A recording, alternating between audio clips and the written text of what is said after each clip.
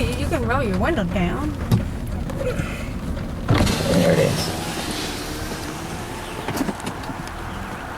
Look how the rain or the storm has destroyed this corn crop. It's unbelievable.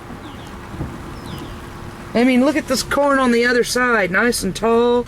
It's a little leaning, but it's all dry from the last few days of drought. But over here, something has hit this corn crop right here. I mean, hard. This is on 400 North.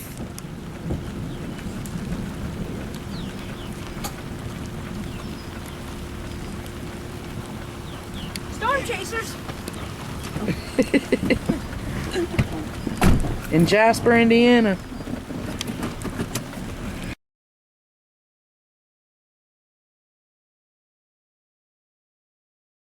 Radio. Turkey meantime scrambling F-16 fighter jets. Tree limb down. Syrian government Must have been hit by helicopters came too close lightning, to or its maybe border. anyway.